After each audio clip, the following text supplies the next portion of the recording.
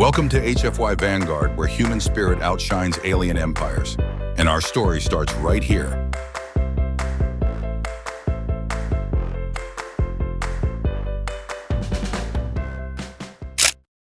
Carl Knight had always told himself that luck was just another hustle. You didn't wait for it, you conned it, bent it, and forced it to deal you a hand worth playing. Tonight, however, even his considerable talents were struggling to bluff their way past the reality that half the lower docks of Tartan 5 were on fire, and a squad of hired killers were screaming for his head. The stench of scorched metal and ozone followed him down the maintenance corridors, each footfall ringing off the rust-stained plating. The artifact clutched to his chest, nothing more than a forged precursor trinket he'd tried to pawn off on the wrong buyer, burned with a cold weight. He knew it was worthless junk, but tried telling that to Borsch the collector, who now wanted repayment in flesh. "You can't run forever, Knight," the gravel-laced voice boomed behind him, echoing off the ductwork. "I've got men at every exit. The only way out is through me." Carl skidded around a corner boots, leaving black streaks on the deck. His lungs burned, but he still found breath to mutter, "That's what you think, old man?" With a desperate slap of his palm against a control panel, he forced a maintenance hatch open and dove through, just as the blast doors slammed shut. The bolt locks clunked into place behind him, muffling Borsch's fury. For the first time in hours, Carl grinned. The smile vanished as warning lights began to strobe on his wrist comp. Lucky break his ship and was almost out of fuel. Life support was flickering between yellow and red. "Computer," he gasped as he staggered up the ramp into his battered freighter. "How long until total system failure?" "Approximately 18 minutes, the AI replied in its perpetually bored voice. "Although statistically your port engine may explode before that, would you like me to calculate those odds as well?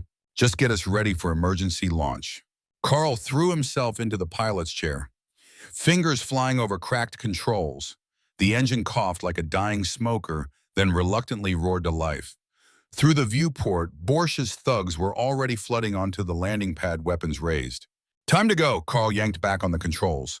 Lucky brake lurched upward, rattling so badly that hull plating shook loose and spiraled into the smog. "Multiple system failures imminent," the AI droned. "I recommend. Shut up and give me everything we've got." Carl stabbed random coordinates into the jump drive, slammed the engage lever, and prayed. Stars stretched into lines as the universe folded. His stomach churned, ears rang, and then just as suddenly, normal space snapped back around him. And with it came a sight that froze the blood in his veins.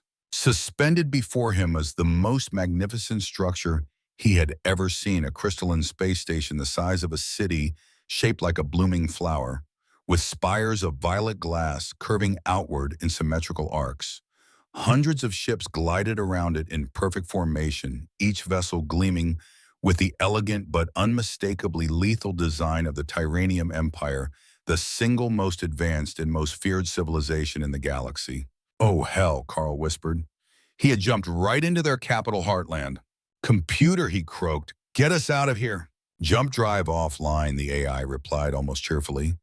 "Also, we are being hailed." A voice filled the cockpit stern, crisp and unmistakably female. "Unidentified vessel you have entered restricted diplomatic space.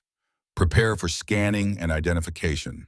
Carl's gaze dropped to the one item hanging around his neck on a chain, a battered military badge given to him years ago by a drinking buddy. His so-called lucky charm. The insignia bore the image of an eagle wreathed in lightning, something he had always thought looked cool, never realizing it was the exact emblem painted on the warships now circling him. As the station's scanners swept across his ship, Carl whispered a prayer. "Don't let them fry me. Not like this. Not over a piece of scrap metal." The voice returned, but its tone had changed completely, from icy authority to warm reverence. "Commander Grant Knight, our deepest apologies. We were not expecting the Thunder Eagle's arrival for another cycle. Welcome to Tyran Prime Diplomatic Station. Please proceed to Docking Bay Alpha 1 for your honor reception." Carl blinked. His brain blanked. What?" "Commander," the voice repeated firmly, "we are experiencing some interference. Please confirm." He stared at the badge again, the golden eagle reflecting the station's purple light. In his gut, two choices unfolded: stay silent and be vaporized by Imperial warships, or roll with whatever insane misunderstanding this was. He straightened, forcing his voice down an octave. Apologies, my ship sustained classified damage during my last mission, proceeding to docking bay Alpha 1. The Lucky Break limped forward, coolant trailing like blood in water. For Carl, each second felt like walking willingly into a noose. But as the crystalline station loomed closer, shimmering with refracted starlight, he couldn't help but marvel. The Empire's architecture was unlike anything he'd seen. Walls curved like flowing water, infused with veins of silver and gold that pulsed faintly as if alive.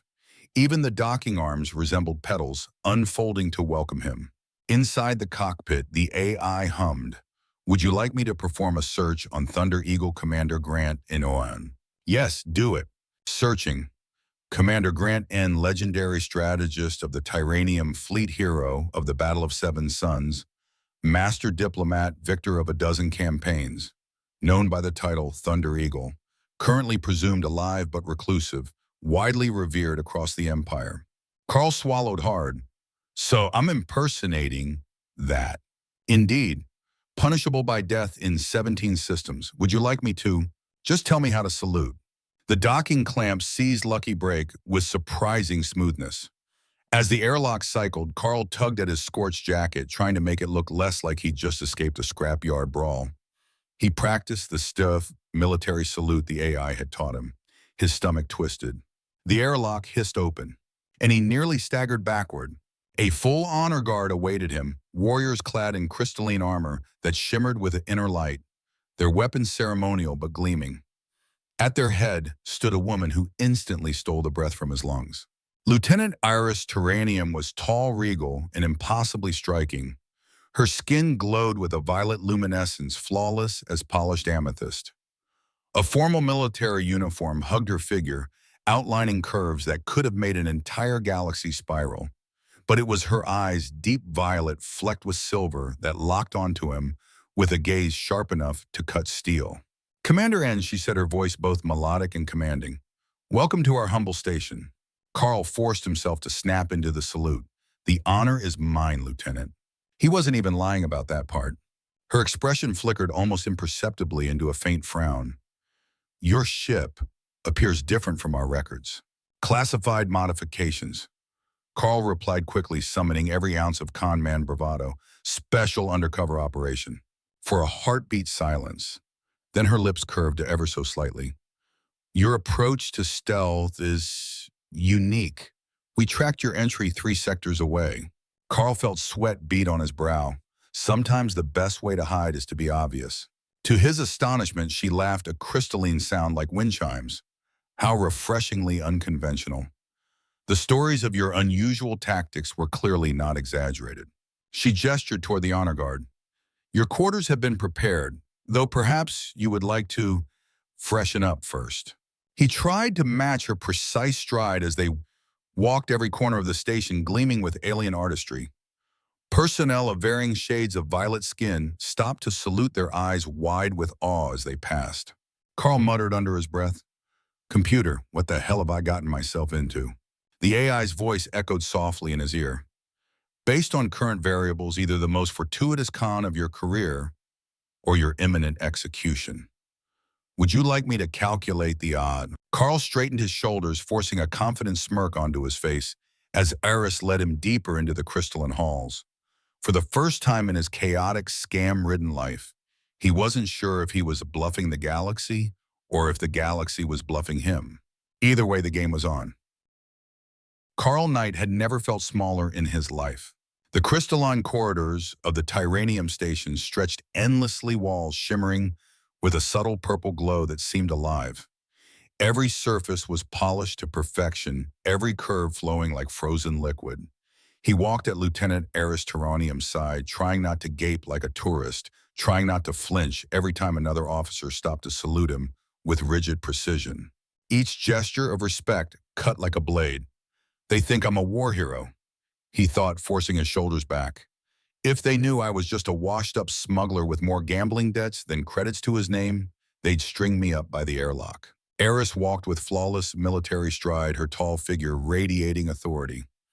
Every step echoed like a drumbeat of judgment. She didn't look at him often, but when she did, those violet eyes with flecks of silver seemed to pierce straight through his carefully constructed mask. They passed a row of statues carved from translucent crystal. Each depicted a warrior cloaked in Tyranium armor, eyes blazing with carved fury. Inscribed beneath each statue were names Carl didn't dare try to pronounce. Eris noticed his glance. "Our heroes of old," she said, her voice calm but resonant. "Each one stood against impossible odds, and through brilliance and sacrifice secured our future. Now you stand among them." Carl's throat tightened. "If only you knew." Out loud he managed a stiff nod. "Their legacy is impressive." Her lips quirked in what might have been amusement. "I had expected the Thunder Eagle to sound less humble." Carl forced a chuckle. "War changes a man, Lieutenant, teaches him humility." Inside, he prayed she wouldn't ask which war. They reached a grand set of doors that parted silently, revealing quarters that made Carl's usual hideouts look like sewage pits. The suite shimmered with crystal sculptures that caught the light in dazzling displays. A wide viewport revealed the nearby nebula, a swirl of violet and blue gas clouds that glittered with starlight. Carl tried not to let his jaw drop. "I could sell just one of these sculptures and retire for life."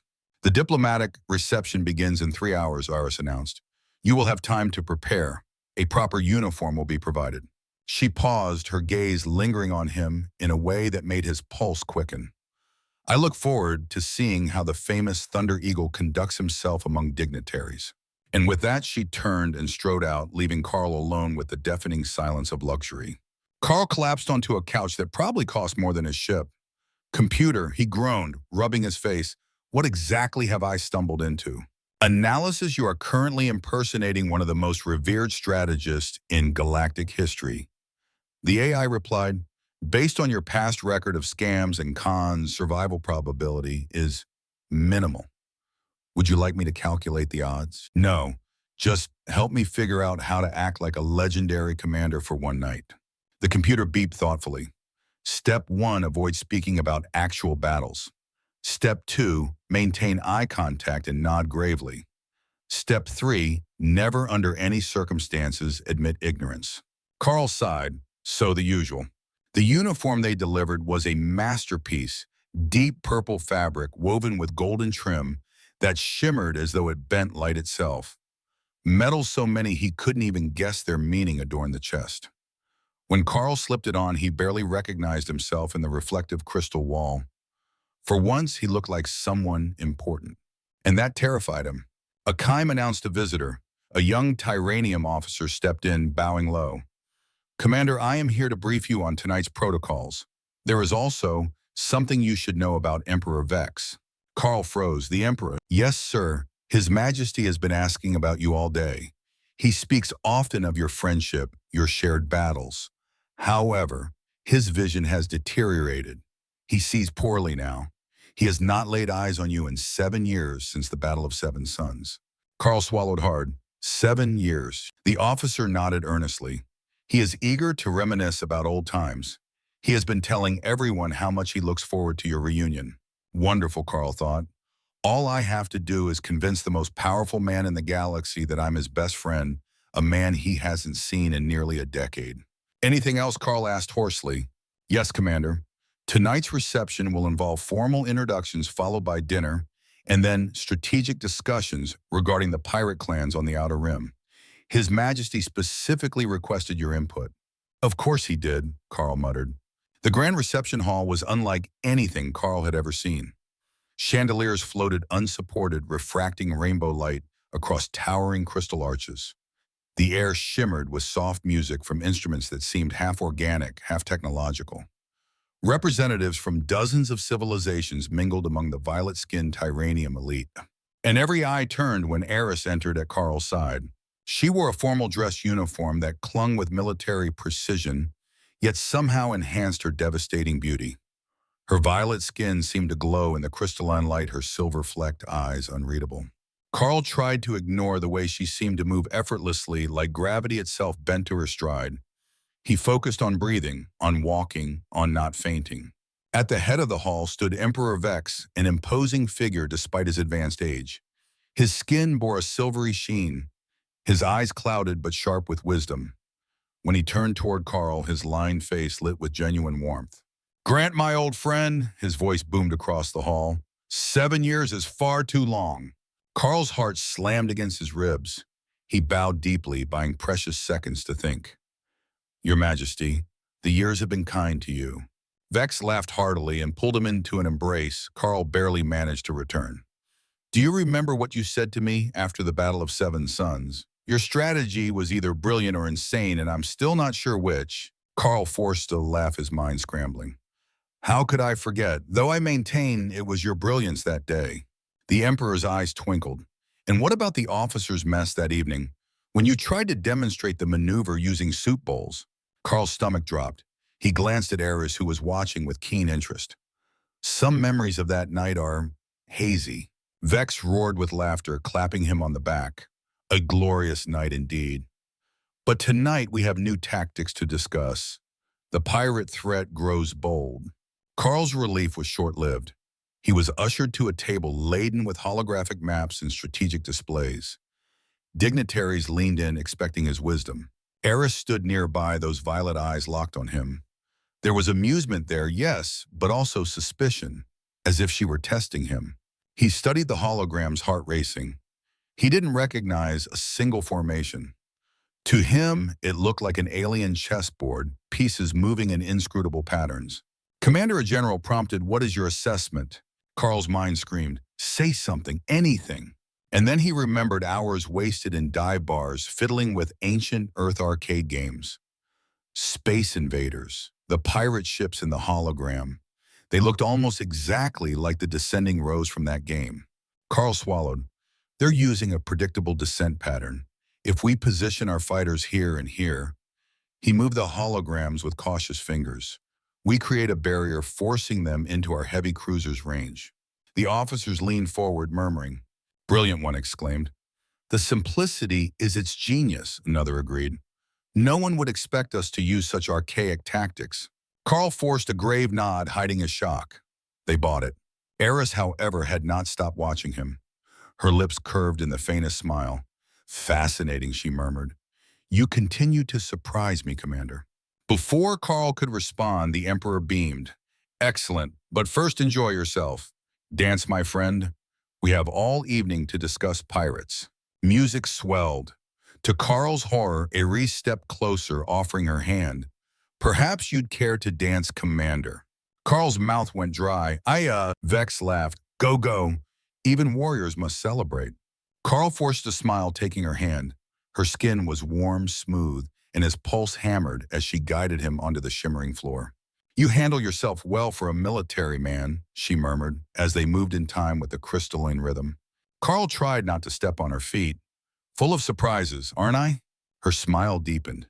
"Indeed, but tell me, Commander, what truly brought you to our station today?" Carl's blood ran cold. Would you believe he said carefully a random navigational error? In a ship that looks like it's been through an asteroid demolition derby? Her lips curved mischievously. Fascinating. And as the dance spun them into a quiet corner, she produced a small crystalline box etched with intricate patterns. "I have something for you, a token of appreciation for your unexpected arrival." Carl accepted it carefully. Too kind. "Oh, I insist." There was a glint in her violet eyes. "Open it later, in private. It is a traditional gesture." Before Carl could ask, the Emperor's booming voice summoned him back to the strategy table. Eris bowed slightly, her gaze lingering. "Don't forget the box, Commander. I look forward to discussing its contents." As Carl followed the Emperor, the crystalline box weighed heavily in his hand. For the first time since this mad charade began, he had the chilling sense that the con wasn't entirely his anymore. Someone else was playing too. Carl Knight had opened more boxes in his life than he could count, and every single one of them had spelled trouble. From rigged card decks to contraband crates with more explosives than cargo, the universe had taught him that nothing good came in a box. So when he sat alone in his crystalline quarters hours after the reception, staring at the ornate gift Lieutenant Eris had pressed into his hand, every instinct screamed to throw it out the airlock. The box shimmered under the nebula's light, etched with delicate patterns that seemed to shift as though alive. Computer, Carl muttered, leaning back on the impossibly luxurious couch. Tell me this isn't going to explode when I open it. Probability of detonation negligible, the AI said cheerfully.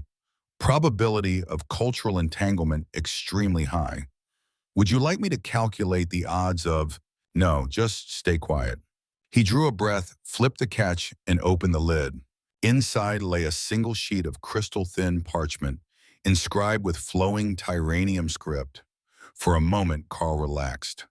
A letter A. Thank you note. Maybe this was some polite formality, something harmless. Then his neural implant automatically translated the text, and his stomach plummeted into freefall. Computer, he croaked, gripping the sides of the couch. Please tell me this isn't what I think it is. The AI's tone turned smug.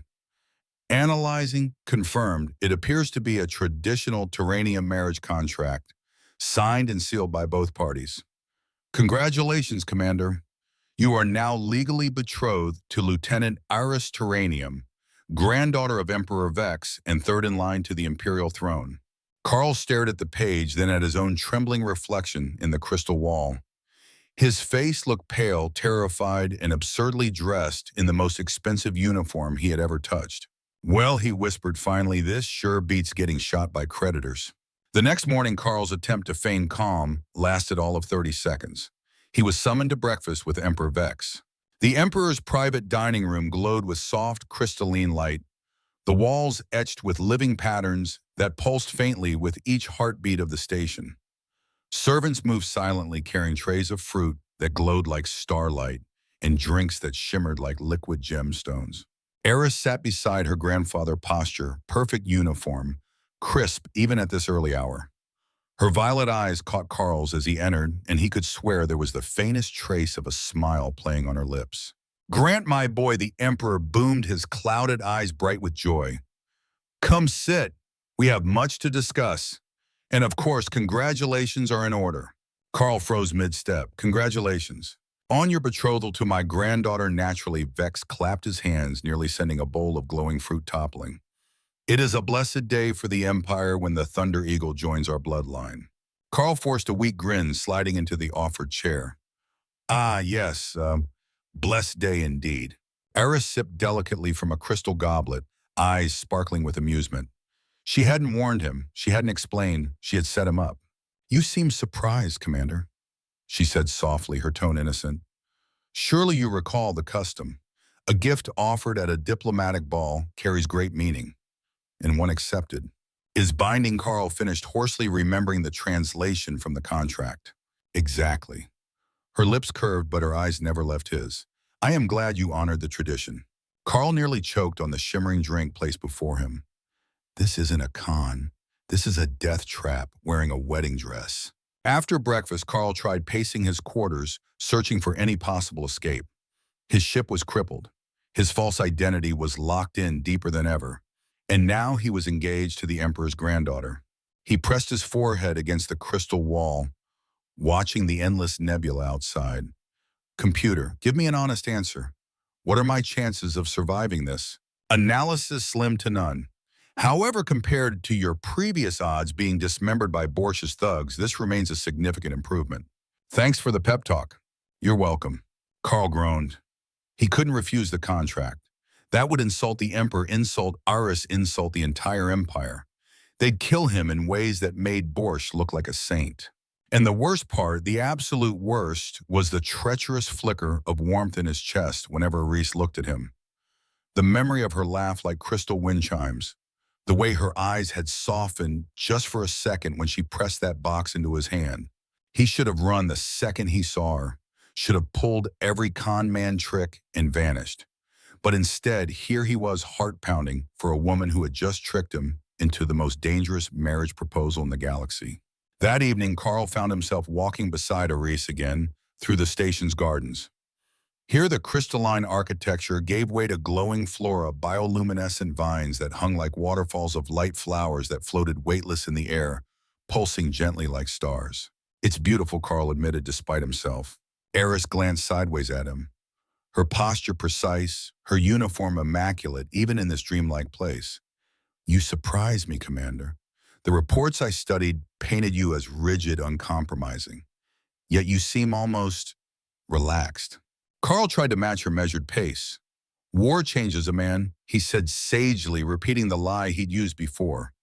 Makes you appreciate a more flexible approach. Her lips curved faintly. How refreshing. Flexibility is a quality too few of our officers possess. They stopped before a pool of shimmering water that reflected the nebula outside. Eris turned to face him fully. Her eyes, violet flecked with silver, seemed to glow in the strange light. When my grandfather proposed this match, she said softly, I was reluctant. The stories I grew up hearing about the Thunder Eagle described a man of steel and fire. A commander who bent empires to his will. I expected someone older, harder. Carl's throat tightened. Older, harder, and actually real. But you, she continued, stepping closer. You are nothing like I expected. You are young, handsome, unpredictable. Carl's brain short-circuited. Did she just... He cleared his throat. I aimed a surprise. She studied him, her expression unreadable. You do more than that. You unsettle. You intrigue. And now you are bound to me, whether by fate or tradition or deception. Time will tell. Carl's heart hammered so loudly he was sure she could hear it. He should tell her the truth. Confess. End this charade before it doomed them both. But when she leaned closer, the faint scent of stardust and honey clinging to her skin, the words died in his throat. Instead, he whispered, then I guess we'll find out together. Her eyes softened just for a moment. Then she turned, resuming her perfect stride. Come, Commander. The pirates wait for no one. It is time to see if your unconventional tactics extend beyond the dance floor. Carl followed, clutching at the remnants of his composure. His pulse still raced, his thoughts a storm. He was in deeper than ever. And the worst part, for the first time in his con-riddled life, he wasn't sure if he wanted out. When the summons came for the War Council, Carl wasn't surprised.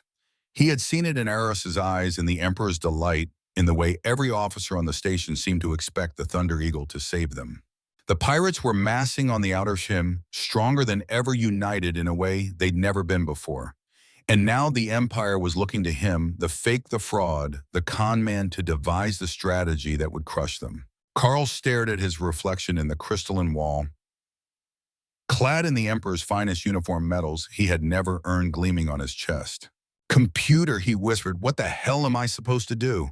The AI's tone was almost gleeful. Why, Commander, you're supposed to bluff. Just like you always do. Carl let out a shaky laugh. Bluff, yeah, that's all I've ever done. But this time the stakes weren't just his own life. They were Eris, the Emperor, the Empire itself, and maybe, just maybe, his heart.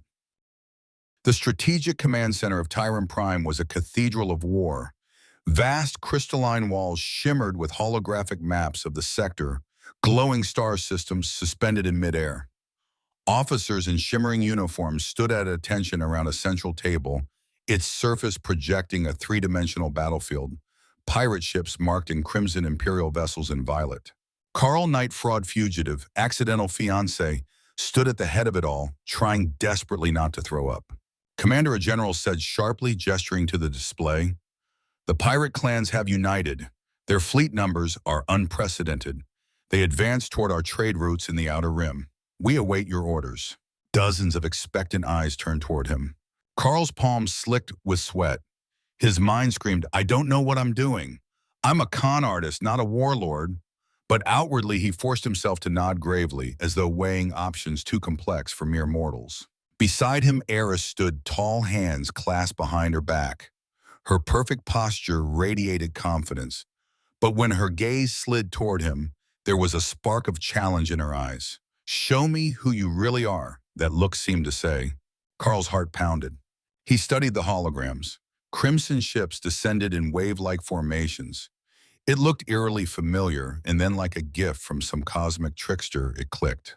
Space Invaders. Hours in grimy bars on backwater worlds feeding coins into ancient Earth arcade machines came flooding back. The pirate fleet's pattern was identical to those descending rows of pixelated aliens. Carl almost laughed. This is insane. I can't base a galactic battle plan on a video game. But what choice did he have? He leaned forward, adjusting the holographic ships with steady fingers.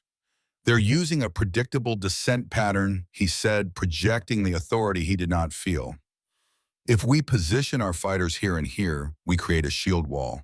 Force them into narrow lanes that will allow our heavy cruisers to pick them off one by one. The officer studied the projection. Murmurs rose around the room. Brilliant, one whispered. The simplicity, it's genius, another exclaimed. Who would expect such archaic tactics? Carl forced a grim nod as though he'd expected this praise all along. Inside, he was screaming. They're buying it. They're actually buying it. Only Iris kept her gaze on him, unreadable, her lips curved faintly. Fascinating, she murmured. You continue to surprise me, Commander. Orders flew across the fleet.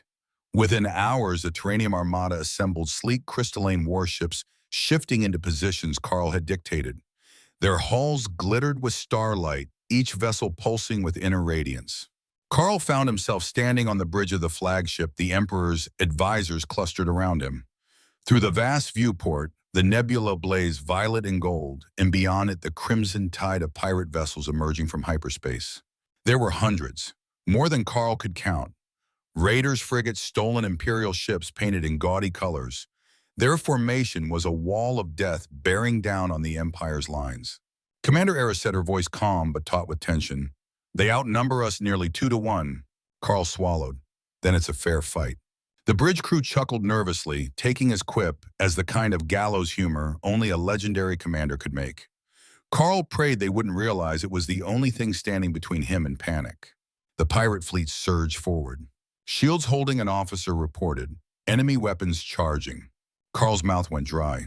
He remembered the arcade screen, the descending waves speeding up as the game went on, the heart-pounding panic of defending with a handful of pixelated cannons.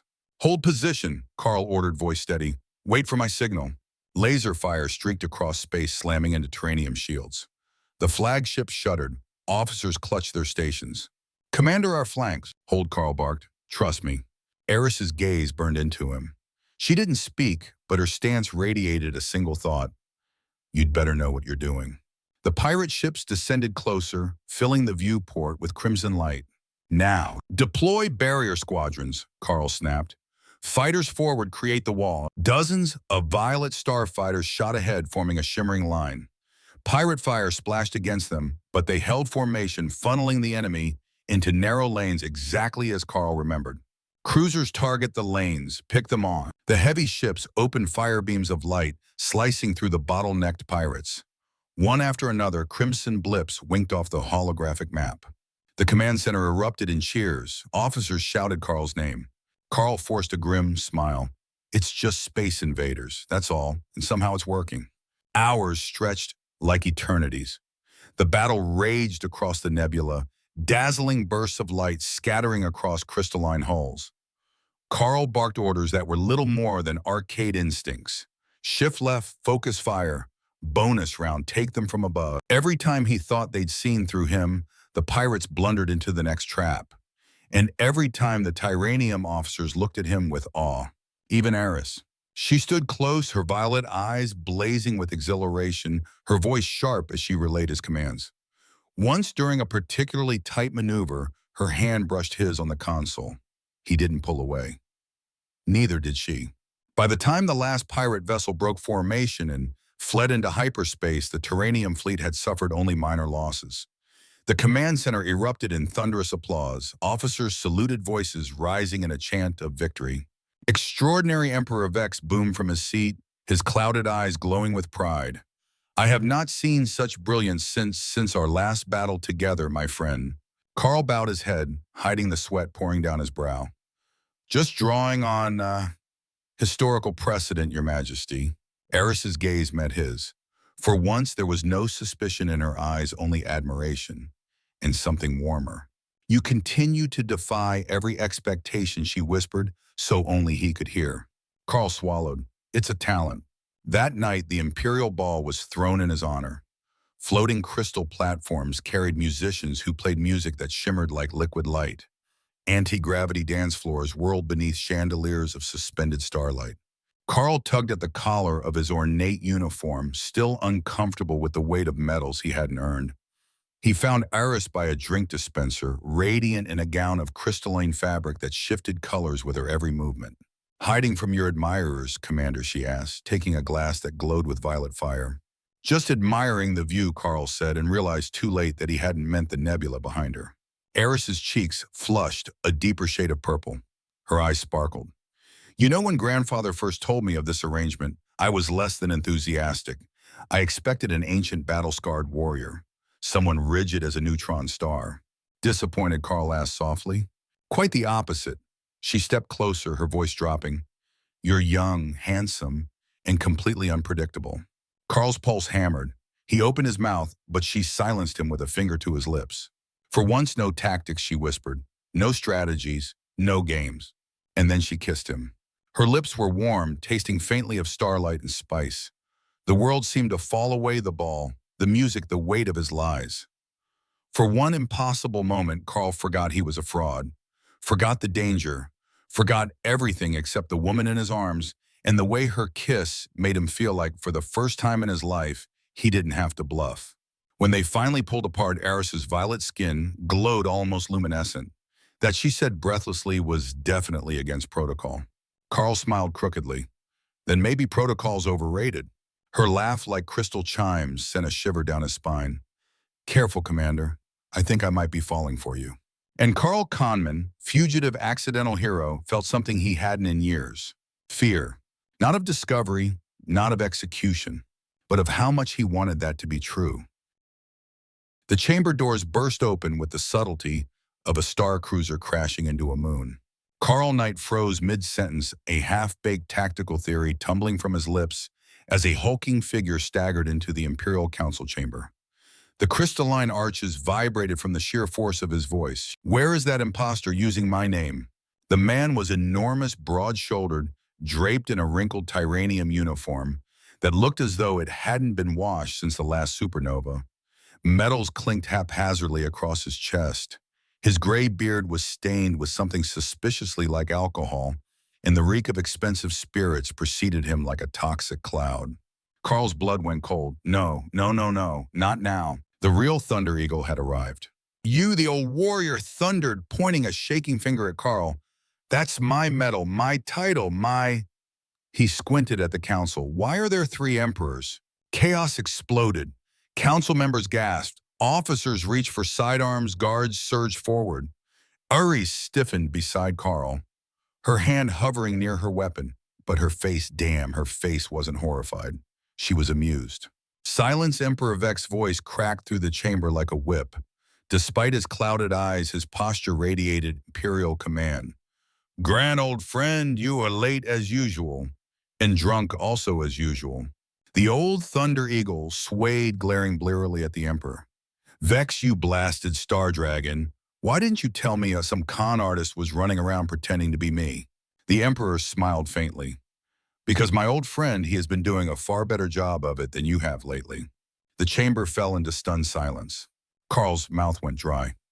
"Your Majesty, I can explain." "Can you?" Vex's cloudy eyes turned toward him with uncanny precision. "Explain how a common smuggler revolutionized our military tactics, secured the most favorable trade agreement in decades, made my granddaughter smile more in a week than she has in years." Carl blinked. "Wait, you knew?" Vex laughed, a deep, warm sound that echoed in the crystalline hall. "My boy, I may be blind, but I'd know Grant's particular bouquet of alcohol and bad decisions from a parsec away. The moment you walked in without that stench, I knew you weren't him." Eris flushed deep purple. "Grandfather, then, you knew from the beginning." "Of course, child." Vex's smile widened. "Did you think you could fool me? I raised you." The real Thunder Eagle couldn't tell a diplomatic protocol from a dinner menu. The moment this young man started improvising his way through negotiations, you must have realized. Eris's cheeks darkened further. She drew herself up with dignity. Someone had to see if he could actually pull it off. Her eyes flicked toward Carl, and he did, spectacularly. The old Thunder Eagle snorted, collapsing into a council chair and fishing a flask from his jacket. "So this kid's been running around using my name, and everyone just went along with it." "Not just went along," a counselor said firmly. "He's won us 3 victories with unprecedented tactics. and secured legitimate commerce routes with pirates, another added. Not to mention, Eris said softly, he made our diplomatic functions tolerable. The real Thunder Eagle took a long swig. Huh. Well, in that case, he raised his flask toward Carl. Keep the name, kid. I'm too old for this anyway. Just send me a pension and don't bother me with actual work. Carl gaped. You're not angry. Angry, the old warrior laughed, the sound like rocks in a compactor. Kid, you just got me out of marrying the Emperor's granddaughter. No offense, beautiful. He winked sloppily at Eris. You guaranteed my retirement. I couldn't have planned it better myself. Carl glanced at Eris, expecting fury. Instead, her violet eyes sparkled with mischief. She looked like someone who had just bet everything on a card game and won. Which bring us, Vex said, his voice cutting through the laughter to the matter at hand. His tone grew solemn. Carl Knight, you stand accused of impersonating an imperial officer infiltrating high-level diplomatic functions, and a slow smile crept across his face, completely revolutionizing our approach to war and diplomacy. The chamber held its breath. Carl's knees wobbled. And my punishment, Vex chuckled. Punishment. My boy, we are going to give you your own command. Carl blinked. What? We can hardly call you Thunder Eagle. That would be confusing. Vex's clouded eyes twinkled. But how does Stormhawk sound? The chamber erupted in murmurs. Officers nodded, counselors whispered. The old Thunder Eagle laughed so hard he nearly fell out of his chair. Carl swallowed, forcing words past the lump in his throat. Stormhawk. Eris stepped closer, her hand brushing his. Her voice was low for him alone, a new name for a new life. Carl looked at her, really looked the perfect posture, the intelligence sparking in her eyes, the slight smile that suggested she was always 3 moves ahead. And for the first time since this insane charade began, he realized maybe he wanted that new life. Ah yes, Vex said, his tone brightening. That brings us to your engagement. Carl choked. Engagement. The marriage contract, Vex said casually. It was signed under false pretenses, yes. We could nullify it legally. Eris's hand tightened on Carl's. Vex's clouded eyes gleamed. But given the circumstances, perhaps we should let the involved parties decide. The chamber collectively leaned forward. The Emperor, the Council, the drunken Thunder Eagle all waited. Eris turned to Carl. Those incredible violet eyes searched his face with unnerving intensity. Well, Commander Stormhawk, she murmured, care to negotiate one more treaty? Carl's throat closed. For once, there was no con, no bluff, no clever line, just the truth pressing against his ribs. When did you know, he asked softly. Eris smiled. The first day. The real Thunder Eagle visited once when I was a child. He spent the entire time drinking and bragging. But you looked at me. Not just the Emperor's granddaughter. Me. Carl laughed weakly. To be fair, you're pretty hard to miss. Her smile widened, softening. Somewhere between your ridiculous video game tactics and that kiss in the conservatory, I fell. Carl's chest tightened painfully. You fell for a con man. I fell for you, she corrected. The question is, was any of it real for you? The chamber was silent. Even the old Thunder Eagle stopped drinking to listen. Carl looked at her, at the Emperor, at the waiting council. He thought about every scam, every bluff, every lie he'd ever told. And then he thought about Eris, the way she laughed, the way she looked at him, like she could see through everything and still wanted him anyway. You know what the biggest con was, he said softly. Eris tilted her head. What? Trying to convince myself I wasn't falling in love with you. A collective gasp rippled through the chamber. Counselors actually sighed. The old Thunder Eagle groaned. Stars save me, romance. Eris's cheeks flushed, but her eyes shone. She reached for his hand, gripping it tightly. In that case, she said, her voice firm, despite the blush, I believe we have a wedding to plan. The chamber erupted. Some cheered, some laughed. The old Thunder Eagle passed out face first on the council table. Emperor Vex simply smiled, his clouded eyes glowing with satisfaction. Carl Knight Smuggler, artist fugitive, stood beside the most beautiful, terrifying woman in the galaxy, a brand new title on his shoulders and a marriage contract in his hands. And for the first time in his life, the bluff had become the truth. The imperial wedding of Lieutenant Eris Terranium and Commander Stormhawk was the kind of spectacle that only the Tyranium Empire could orchestrate. The entire station transformed into a symphony of light. Crystal ships soared in synchronized patterns outside the vast viewports and weaving trails of luminous stardust into hearts and spirals. Anti-gravity platforms carried musicians in orbit around the Grand Hall, their instruments glowing as they played harmonies that resonated in the bones. Delegations from 100 worlds stood shoulder to shoulder, their finest robes and uniforms outshone only by the crystalline chandeliers that floated freely overhead. And at the center of it all stood Carl Knight, former smuggler, accidental hero, now dressed in a custom uniform of deep violet lined with silver. It had been designed specifically for him, sleek, dignified, yet with just enough roguish flair to hint at who he really was. Eris was radiant. Her wedding attire blended military precision with otherworldly grace crystalline fabric that shifted hues with her every movement, silver threading catching the starlight. She carried herself with perfect posture, yet when her eyes found Carl, her composure softened into something achingly human. "You look nervous," she whispered, her lips curving faintly as they stood before the Emperor. "Nervous me never," Carl lied smoothly. Eris arched a brow. "You're sweating through a uniform worth more than a battleship." Carl smirked. "Must be the lights." The chamber stilled as Emperor Vex raised his hands. His clouded eyes twinkled with mischief, though his voice carried all the weight of imperial authority. "By the power vested in me as Emperor of the Tyranium Empire, and by the most entertaining case of mistaken identity in recent history, I now pronounce you husband and wife." Applause erupted, mingling with cheers, laughter, and even the drunken bellow of the old Thunder Eagle, who had managed to stay conscious long enough to shout, "Don't screw it up, kid," before promptly face-planting into the ceremonial punch bowl. Carl leaned forward, kissed Iris, and for one perfect moment, everything else fell away. The scams, the lies, the fear, they vanished in the warmth of her lips, the certainty of her grip. For the first time in his life, Carl wasn't pretending. He was exactly where he belonged. The reception that followed was legend.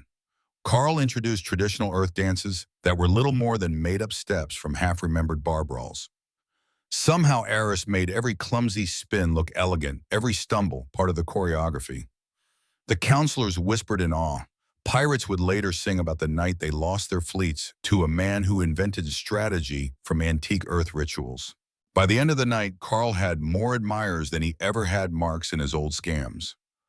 For once, he didn't mind being the center of attention, because when Eris laughed beside him, eyes glowing like starlight on crystal, he felt like the galaxy might actually forgive him for bluffing his way into history. 10 years later, the legend of Stormhawk had spread to every corner of the galaxy. Children played with hollow figures reenacting his famous Earthborn tactics. Military academies devoted entire courses to analyzing his unconventional maneuvers. Diplomats studied his bizarre negotiation methods, which ranged from rigged card games to feigned drunken rants that somehow always produced peace treaties. But the truest measure of his legacy wasn't in the archives or textbooks. It was on the bridge of his flagship, a crystalline warship modified with just enough questionable tweaks to give every Imperial engineer headaches. Chaos reigned, the organized kind. Dad Nova stole my tactical simulator. Again, young Alexander shouted, chasing his sister across the bridge. Did not I requisitioned it through proper channels? Nova retorted, her posture eerily like her mother's even while sprinting. Stella Luna Eris barked, not looking up from her console stop, reprogramming the maintenance bot for ice cream service. The twins giggled unrepentant. Orion, age 6, stood proudly on a chair explaining to a baffled officer how he'd improved the ship's targeting systems. Vega negotiated with her stuffed animals about trade rights in the mess hall, and Baby Phoenix gurgled happily in a floating bassinet, already showing signs of inheriting both his parents' charm and knack for trouble. Carl stood at the viewport, arms folded, watching the nebula swirl. Behind him, Iris moved with her usual commanding grace, directing the chaos as if it were simply another battlefield. "Thinking deep thoughts, my love?" she asked, slipping her arms around his waist. "Just appreciating how a failed con turned into all this." He gestured at their bridge, their fleet, their children. She laughed softly, still of the same crystalline chime that had stolen his breath a decade ago. "The only person you conned was yourself. You were always someone important. You just needed the right partner to prove it. Carl kissed her forehead, and I got the best one. Flatterer, she said, but she was smiling. The hollow screen flickered. The old Thunder Eagle's grizzled face filled the display. He looked even more disheveled than usual, his beard unkempt, his uniform stained, but his grin was wide. Stormhawk, he roared. Your reputation grows faster than your brood, and that's saying something. Just heard about that maneuver in the Crimson Nebula, using your kids' video game strategies again. Carl winked at Nova, who was already scribbling notes in a datapad. Best tactical training in the galaxy. The old warrior laughed until he wheezed. The Emperor wants you both home for the anniversary celebration.